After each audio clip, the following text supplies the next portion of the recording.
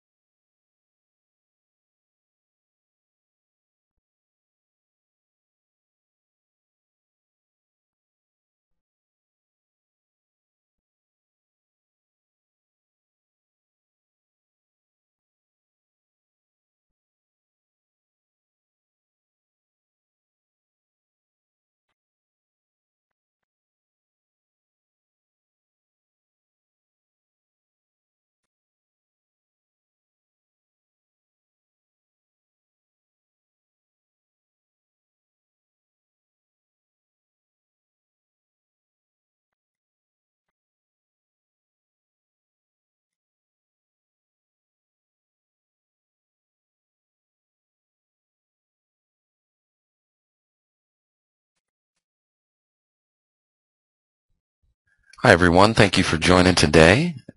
My name is Paul Price. I'll be your presenter today. I'm the CEO and founder of Iasa. I am going to be talking with you about the Center of Excellence and how you can develop a Center of Excellence at your organization, and a little bit about how we might help with that, where that came from, and what the point of a Center of Excellence needs to be. So before we get started, I wanted to mention that we are recording the presentation, and the recording will be available on the Iasa website after the presentation is over. If you have comments or questions that you'd like me to address during the presentation, I will be happy to. You have a question and answer panel that you can type in a question, and from there I can address your concerns or issues. And other than that, we've got a lot to cover, so I'm going to move pretty quickly into our material. As I said, we're going to be talking about a Center of Excellence in architecture, and I noticed I didn't say software architecture, infrastructure architecture, enterprise architecture. The Iasa model has been very successful in integrating architecture across an organization and even into the extended enterprise customers and partners, so that architects work together to solve common problems and focus on their specialized skills. So looking into that a little further, we're going to just chat a little bit today about what we're talking about in terms of the Center of Excellence. Is that we're looking at how do you create an engagement model, a role, a job description, a career path for architects that is long-lasting, that spans executive changes, that spans reorgs, that spans other kinds of activities, and truly shows that ongoing growth and value, as well as includes components that support the career for every individual architect or aspiring architect in your organization.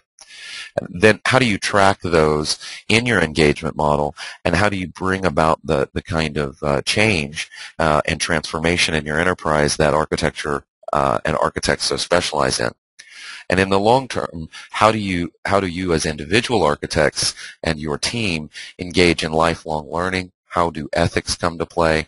How does community and tribal knowledge come to play? And where do you take that and grow that in your organization? So there's a lot to cover.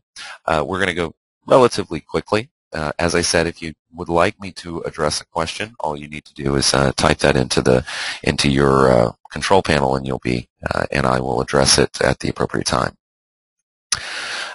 I did want to mention a little bit about where and what Iasa is, and where we've come to, where we've landed from our surveys, from our interaction with architects over the last 10 years. What we've seen is that architecture is about technology value first. and not just delivery. In fact, some of the primary value of architecture can be turning technology off as opposed to creating new systems, and that integrates with a holistic enterprise and business architecture very effectively by tying the two together into a unique value proposition that only the architecture team can provide. Being able to understand and manage your enterprise using architectural techniques to extend into the enterprise and document the strategy and the execution, as well as to guide that through technology innovation, as well as technology value ownership, is key to the success of the entire team. So again, we'll talk about the different roles and how you might engage your enterprise most effectively using the appropriate specializations and certified specialists in each of the areas. One of the things we've talked about is that architecture is a profession and not a job. That means if you're a certified CITA-P, if you're a CITA-P business architect with Iasa, you're still an architect whether you're a consultant, you work for in-house, you work for a large consulting organization, or you are currently unemployed or independent. So that means that you're not defined just by what architecture is at your enterprise, but you're defined by what architecture is based on the professional body, much like you would be a doctor even without working at a hospital. Good technology strategy is about how architects engage with you, and with you is with a business, with an organization. And engagement is something we're going to talk a little bit about in just a minute. Now, Iasa is a professional association. We're nonprofit. We're run by architects. We're for all technology and IT architects. We are centrally governed and locally run, which is an economic principle, but it's also an important principle for a global professional body. And of course, that makes us very much technology and vendor agnostic. Now, Iasa came about because 10 years ago, because what we were looking at is a field where there weren't enough architecture resources, where it was very difficult to get connected to other professionals in the industry, where stabilizing this body of knowledge and the employment credentials and the capabilities of architects was very challenging. And that standardizing on credentials, who is what level of architect, was a very subjective process. We've been able to normalize many of those things already in the last decade, and have been and continue to grow in the ability to guide careers. And really what that means and translates for you and for your Center of Excellence is we provide ongoing support for the individual and the groups of individuals over a model that would be more like a consortium, such as the Open Group or the OMG, which is interested in just the corporation. So what we've provided is a career path for architects to follow, and that's if you have 15 years or you have 15 months. We are the largest body of architects in the world. We have centers of excellence for architect professionals and chapters, etc., in every area of the world, and are just going into that last one in Africa. Now, architecture, again, as I wanted to reiterate, is fundamentally, as a body, about one thing. And it's, how do you take technology, add it to strategy, and create value or revenue in most for-profit instances. This we call business technology strategy. And it's what allows architects to function as business innovators, as value generators, as innovation as an innovation department. And so I just wanted to briefly describe that to you in the sense of that architecture is the art and science of technology value. That may be as a part of your Center of Excellence, that may be more initially documenting how architecture creates value, but it's also a significant ongoing investment in understanding how technology is going to change your business environment. Now, to do this, architects are going to need a specific skill set. So I'm just going to run through some basics here real quick about that skill set. Then we start getting into what we talk about in terms of the creating a center of excellence, the job descriptions, and the career path. Now, that skill set for creating the technology value is based on a foundation skill for your entire architecture team. What we have to do in a center of excellence is we have to start with the people and their skills. And this is not a let's take one course in UML and we'll all be architects.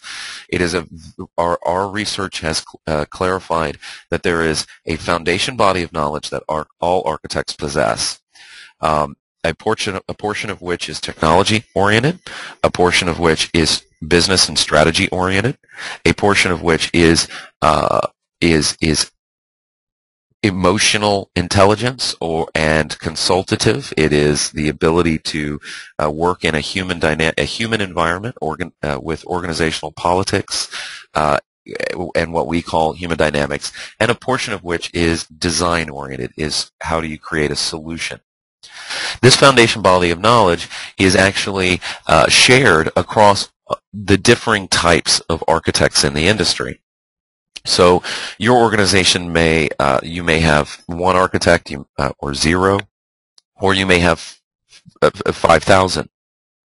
But ultimately, the people in your organization who would do the architecture work will need the skills in this foundation body of knowledge prior to being able to specialize in one of the specific areas.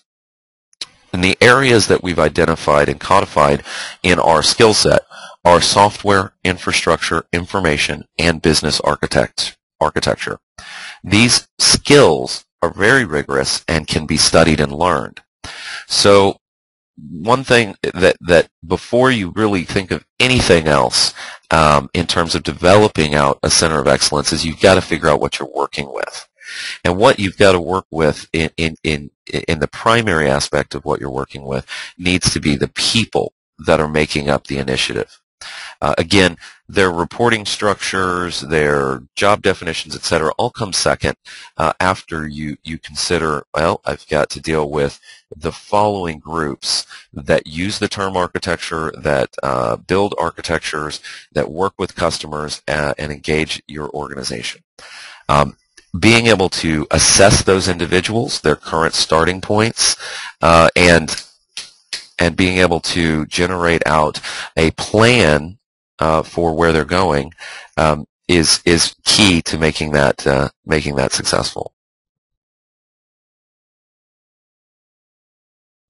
So one thing I did want to mention is that Iasa does help and work with both our partners as well as our direct member organizations in developing out and understanding their internal capability model for architects, as well as assessing the individuals that are going to be a part of a center of excellence. Now, moving on to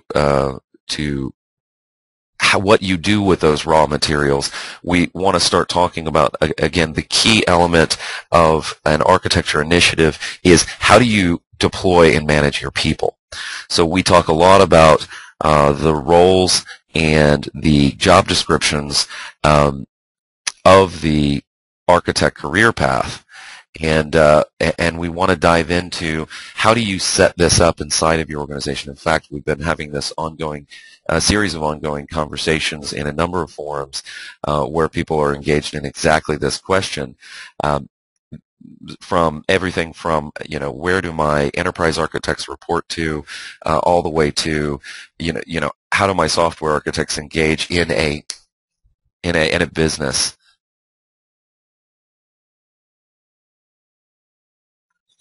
And or a project level. Now, first, we always start with goals. At Iasa, the point is not to come up with an academic exercise in architecture engagement and centers of excellence, but how do we grow our capability as an organization, and how do we measure that and track it over time? Now, some of the things that we've seen in terms of just staff benefits are significant decreases in architect attrition, increases in job satisfaction, and overall decreases in technical staff attrition due to a refocus of the organization on technology as a business value. In addition, we see some massive organizational benefits in lowering technology costs and increased profitability that becomes very much a part of the culture of an organization. And we've seen this in most industry verticals across the board where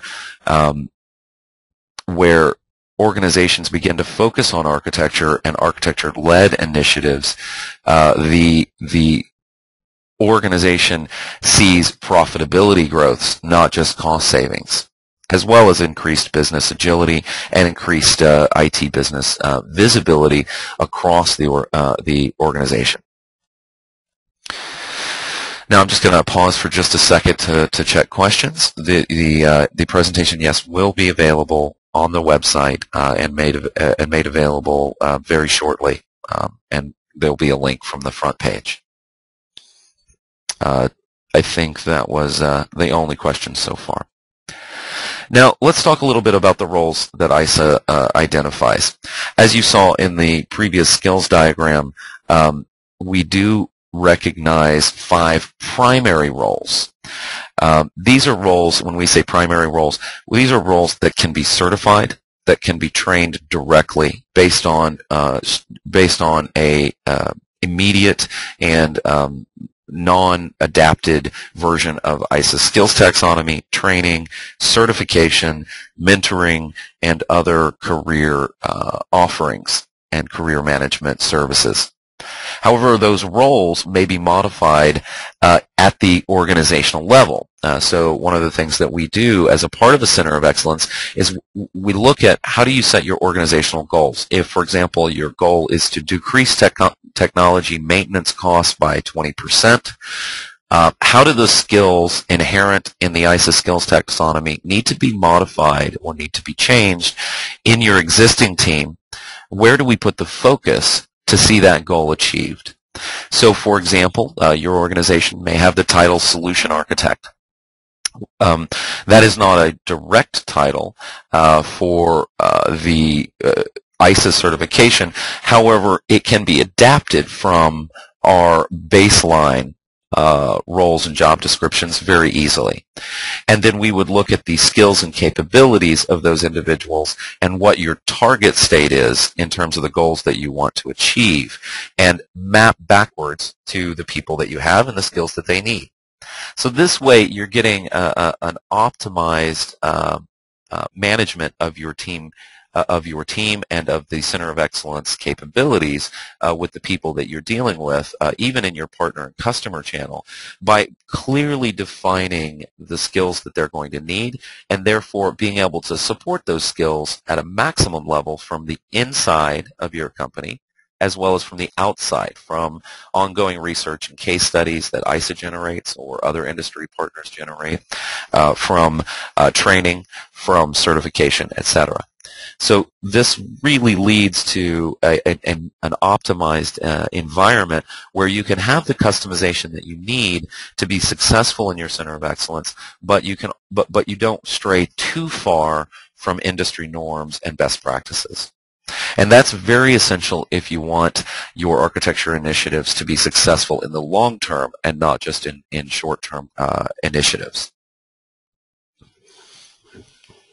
Now, as a part of that, one of the things that we look at is how do you deploy architects? So you've defined this capability map, you've defined the people, you've identified their skills and how to grow them, but now where do you deploy them inside of an enterprise, and what does that to an extent look like?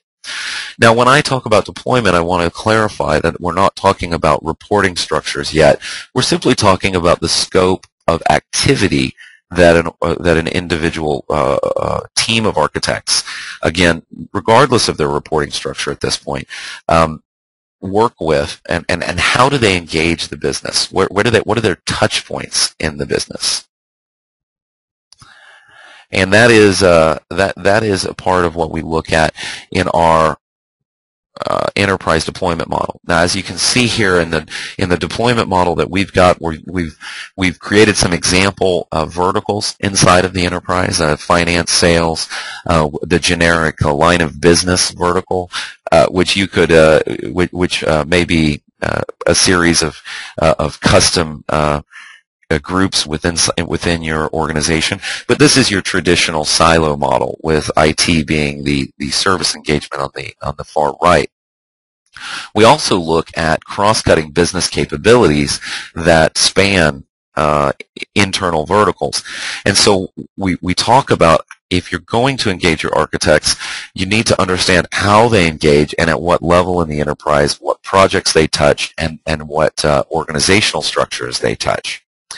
And our most successful engagement so far, and the organizations that see the most success in their engagement and their centers of excellence, really touch an enterprise at all levels.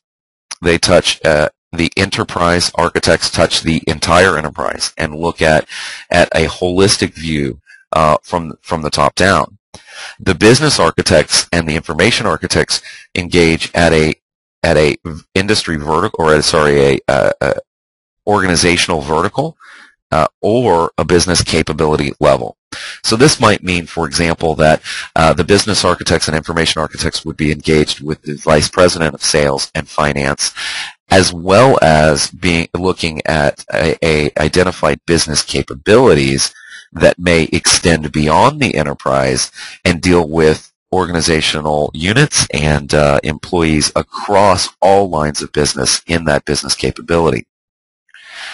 Now, generally speaking, that also those individuals would also work with a series of solution or software architects that are focused much more on the project and the departmental level, to ensure that the coverage of technology strategy and business innovation are complete.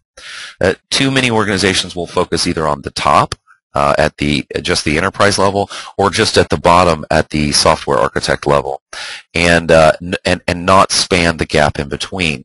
And this is where we see centers of excellence fail on an ongoing basis, is that they don't create an engagement model that is truly comprehensive and includes information, business, software, and infrastructure. Now, your average deployment of infrastructure architects in their day-to-day engagement is, of course, in the data center network and across the enterprise from an operations perspective.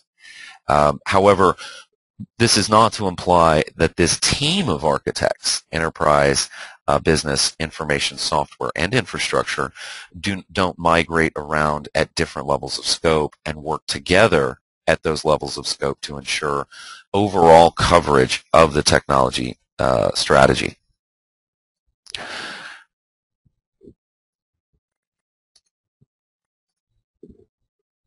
Now, I'm going to skip a few slides there that are more about a part of the ongoing internship and credentialing process that Iasa utilizes to develop a career path inside of organizations.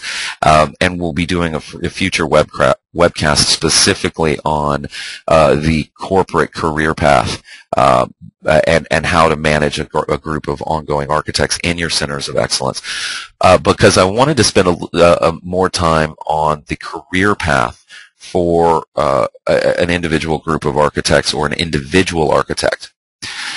What we've identified over the course of our research and our ongoing career management platform development has been that architects go through a series of phases. A skilled architect and a skilled team is made up of both senior architects with significant experience and a tremendous body of knowledge, depth of body of knowledge, as well as junior architects, and that it is essential to have a mix of both to have a truly successful ongoing initiative, both because the senior folks either can either move on and need to be replaced, or because the organization needs a large enough body of architects to be able to get good coverage across the enterprise.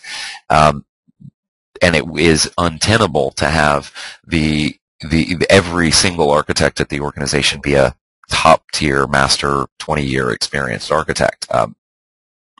What we've identified in the career path is how you move from a junior architect or an aspiring architect all the way up to a master architect at the industry level.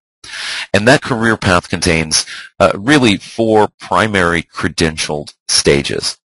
And those stages are the foundation level, which is over on the left.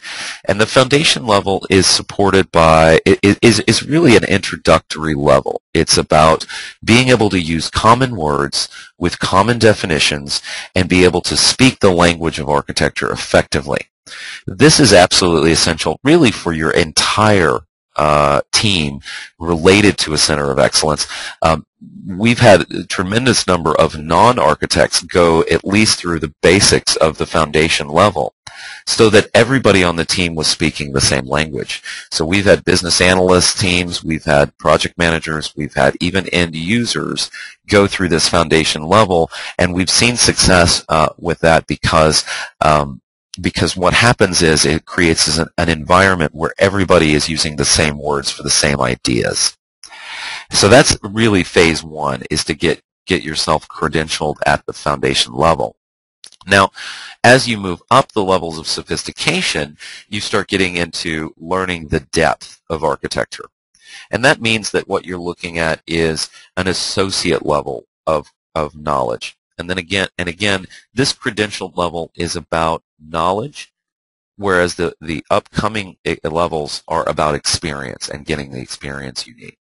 So at the associate level, you're diving into your specialization. You may be looking at your software architect specialization or your business architect specialization, and you're studying the techniques and best practices and knowledge base in a way that allows you to really have the body of knowledge that we covered earlier.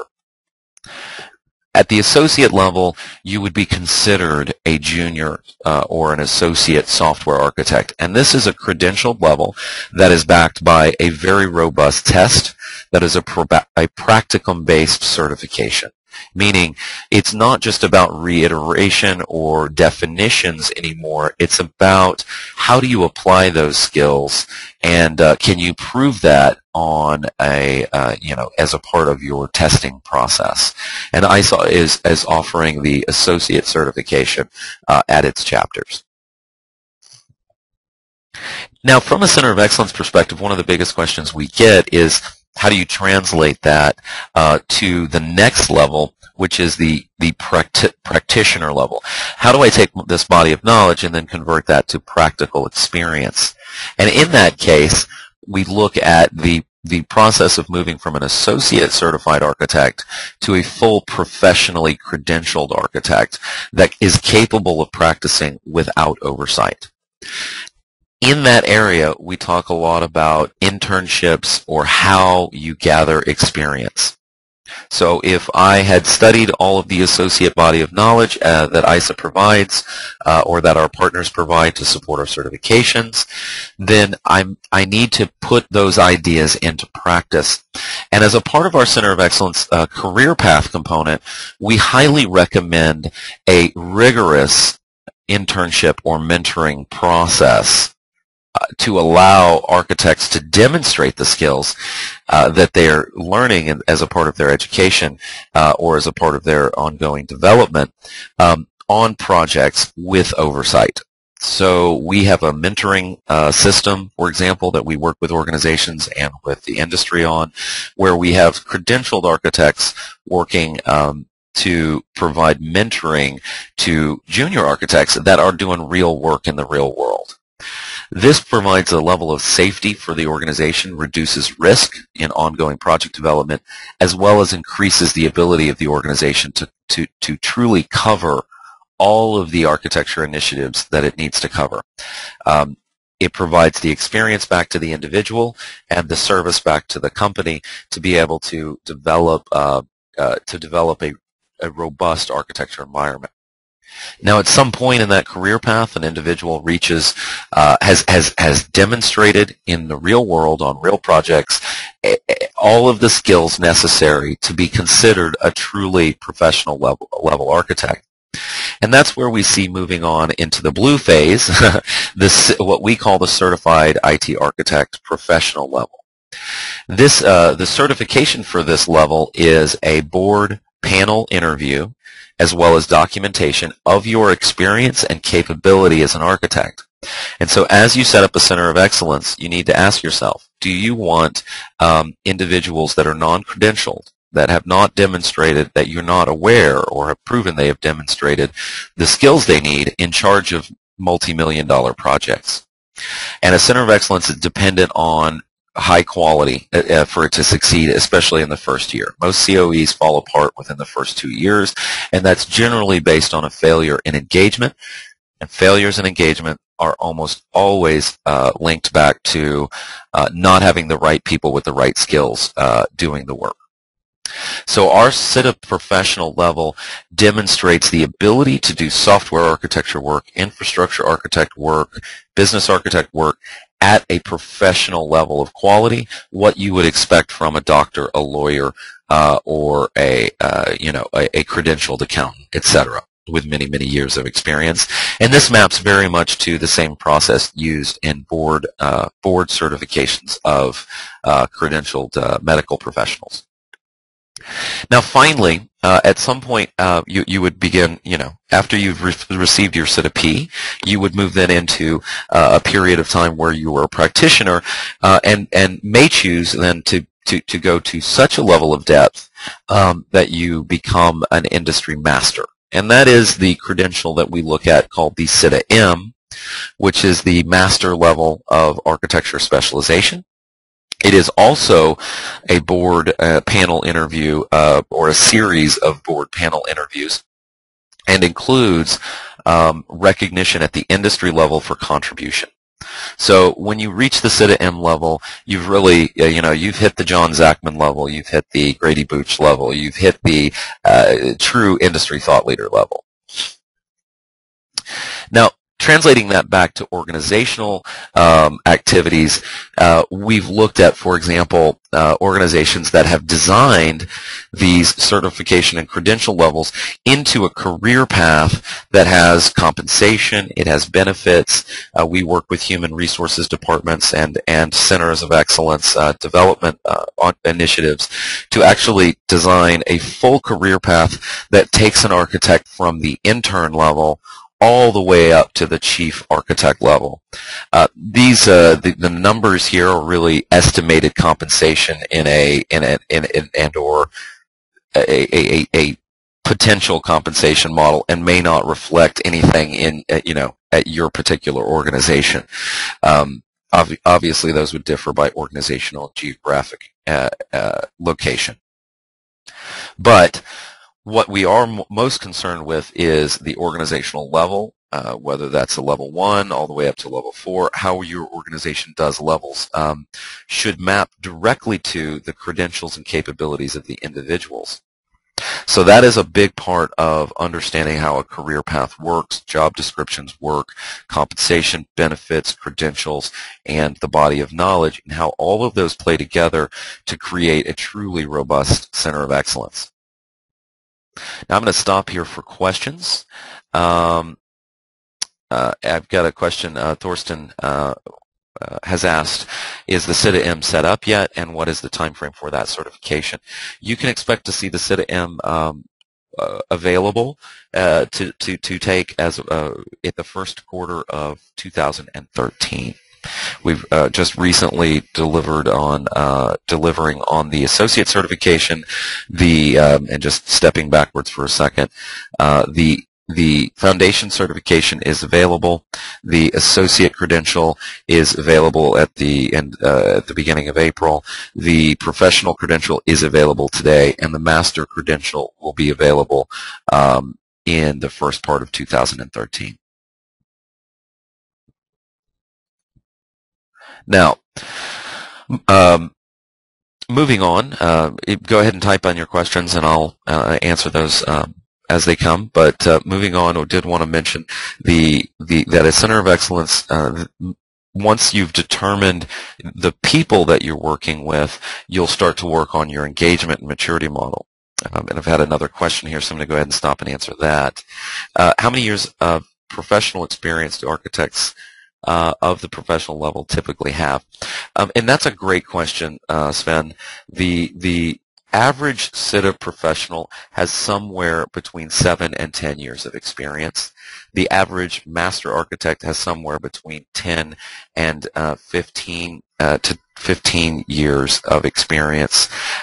These are slightly compressed years from, say, the medical profession, which generally the master level is more at the 15 to 20 year, the professional level is more at the 7 to 15, et cetera, et cetera. So, but in Iasa, the average years of experience are 0 to 3 at the foundation level, 3 to 7 at the professional level, 7 to 10 at the professional level, and then 10 plus at the master level. We do see variation in that. Obviously, you have some superstars out there that make it very quickly to a thought leader level, but even most of those will admit that there are areas or gaps that they need to that they still work on because they move so quickly through their career path. Generally speaking, though, we don't do this based on years of experience. Those are just averages. We do this based on demonstrated professional excellence based on a rigorous skill set and documented successes in the industry. So our model is really focused not on, not on what title you have, how many years of experience you have, but on your ability to deliver consistently successful results at a standardized level of excellence and the demonstration of that in your career. So that's how the CITA professional, for example, is done. Can you deliver as a professional software architect today? Now, let's talk briefly about the Iasa engagement model. The Iasa engagement model describes all ways your architects touch a business or customer. It determines your success or failure. Now, what that means is that you've got to think about what the goals of your architecture team are. You've got to be able to select the appropriate resource elements from the industry, such as what we call pairs or publicly accessible resource elements, such as an architecture framework like PAF or TOGAF. You've got to structure your architect roles and processes successfully to deliver on those goals, utilizing those tools, those pairs. And then you've got to track and communicate your success across those initiatives and iterate on success. So this does not include a team of one enterprise architect saying we're going to move to a level 5 of architecture maturity overnight. This means that you are selecting goals that are appropriate for the size and the makeup of your Center of Excellence team. There are some COEs that have that don't have a single titled architect, but have a COE in architecture that they utilize existing roles, such as developers, project managers, and IT management to deliver architectural excellence. But they, of course, don't get nearly the maturity that a dedicated architecture team that makes up somewhere between 5 and 10% of the employee base of the IT base would achieve. So you really have to set your goals in the engagement model effectively, because engagement model is about how every time you are in a situation where the term architecture is used, what is the experience of the individuals that are in that environment? So if two salespeople are sitting around a water cooler talking about architecture, then the engagement model is every way that architecture is used and touches a business. It's everything that is included there. That's good and bad. If those salespeople are saying, boy, I dealt with that architect from our solution provider or our service provider, and what an idiot that person was, that's your engagement model, and that's what you realistically have to deal with. If your VP of Finance is saying, I won't work on a project without an architect, then that is your engagement model and the success that you need to work with. Now, engagement is not an abstract concept. It's really about contribution to shareholder value. It means all the conversations and decisions that impact your technology strategy. It is similar to the way finance engages. And when you think about finance, finance engages a business at all levels of scope across the organization. It can be started top, your center of excellence can be started top down, or can be started bottom up, or it can be started middle out. And what that translates to in terms of our proper engagement is, are you covering all of these level of scope, all of this level of scope? Are you touching every aspect of your enterprise? If not, how are you moving towards that as a goal? And then what is the value that that engagement generates for your company? So when we look at the Iasa engagement model, we're talking about how do we track in our Center of Excellence the success of architecture as an initiative, and not just track the creation of a bunch of designs in a document repository. Traditionally, architecture is used as a noun. I will create an architecture, which traditionally translates as a document.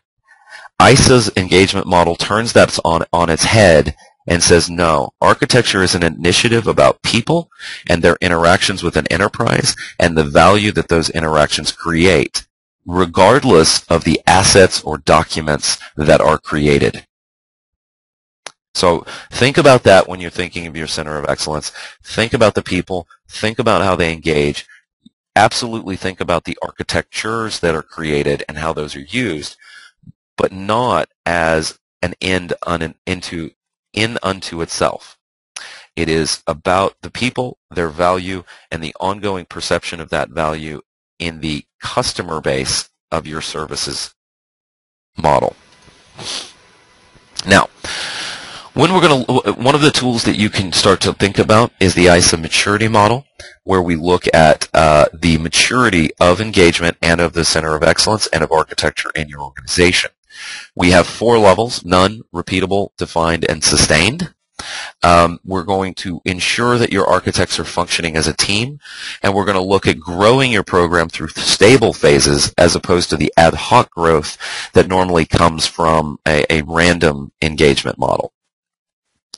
Those maturity, the maturity categories that we look at, the areas at which we evaluate an organization on its maturity as an architect team, are based on top line and tactical line, strategic and tactical categories of successes, and demonstrated ongoing sustainable success. In the strategic area, we look at the overall engagement model that we've been discussing, and we talk about how the architects interact and engage with the enterprise. Do you have an ongoing support for specializations, and how is the activity been adopted by the enterprise, and not just by the architects, but by their customers? We also look at things like shareholder recognition and awareness, shareholder value creation and how that's been demonstrated. We look at technology costs, and we look at technology revenue generated by the architecture teams. Now, the strategic level is what the true aim of most of your architecture initiatives are really after. But the tactical level is where we see the most immediate and short-term successes. And this is things like the project and program success that architects get involved with. Are your projects more successful, less successful, and if so, how? We look at the ongoing invitation to developing strategy. So are you brought in, is the architecture team brought in before or after the business strategy has been developed? And what are the steps necessary to achieve that?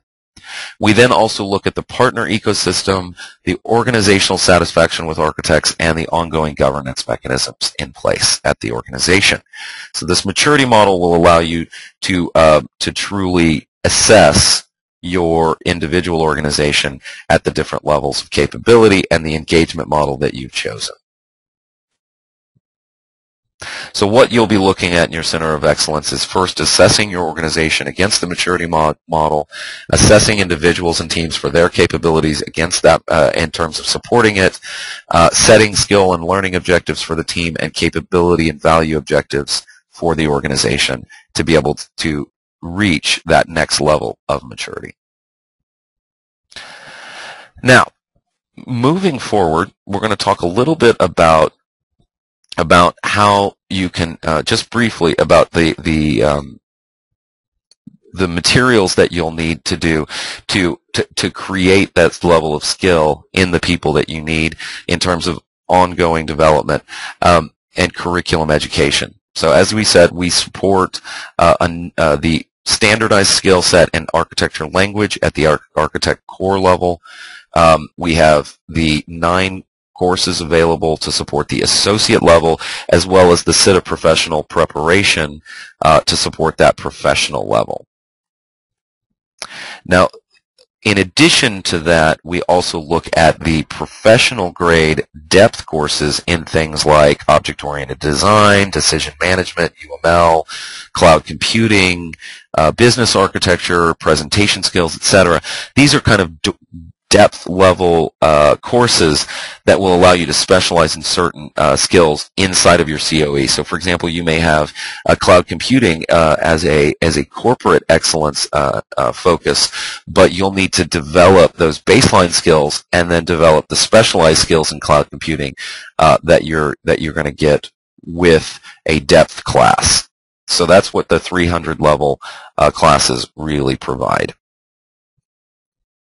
Now, in the interest of time, I wanted to mention just briefly a couple of other things that you can get into as a part of your personal development in terms of building out getting involved in local community, building out your community internal to your architect team, so that you can have an integration with your Center of Excellence and the outside world.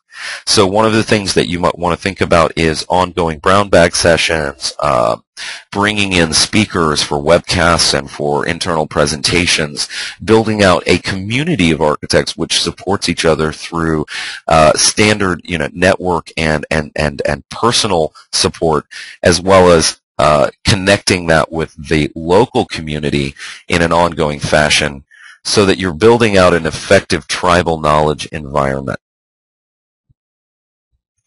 And tying that into an ongoing content and learning environment is really key to the success of that community initiative. So a big part of, one of the biggest parts for you to think about in your Center of Excellence activities is you've dealt with the people, you've developed an engagement model, but you also need to take care of those architects at a community level, at a day-to-day. If I have a problem that needs an immediate solution, where am I getting the answer? And one of the best ways to do that is to focus on community, tribal knowledge, and reusable content environments. Where can I get some webcasts? Where can I go find a case study on this? Where can I get a researched and well edited publication on this kind of activity? And so one of the things we work with organizations on is building out this community of architects, even an architecture interest, even in cases where the organization itself doesn't have titled architects. We can work to develop out a tribal knowledge sharing environment for developers or business analysts or IT management to share concepts and best practices around architecture. Again, I'm going to pause for questions here. Haven't seen any yet. All right. Now, just as a as a final note, I wanted to bring up a special offer that Iasa has in terms of the ongoing development of your people. We actually have an offer through the Microsoft Partner Network. Microsoft is one of many partners that we work with, IBM, Cisco, Bearing Point, and pretty much most of the vendors out there, where we provide special opportunities to their organizations and their partners. If your organization is a partner, one of the things that we look at is how, can we get, offer you a special deal. And one of the things that we've built out is a series of training sessions that Iasa runs in physical locations all over the world that you can subscribe to on a monthly basis, or on a yearly basis, excuse me. And that, at the initial introductory offer, is 20 training sessions for $10,000. And that is 7 architect courses that you can take with your team. Up to 20 people can go through those courses, or a course, or 2 people can go through 10 courses, however you choose to allocate that over a 12-month period. And this really allows your organization to adopt architecture at a very aggressive and solid price. This allows small to medium-sized businesses to start adopting architecture in a much more robust fashion.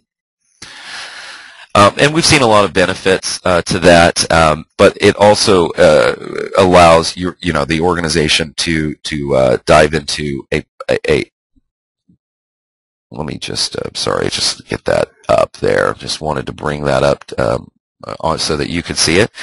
So this allows for your organization to adopt a architecture initiative and a center of excellence at the beginning of a center of excellence from a training perspective in a very controlled fashion. And then finally, just to end the presentation, in terms of your ongoing next steps, we should be talking about how we can work together with Iasa, with our partners, to begin the Center of Excellence process.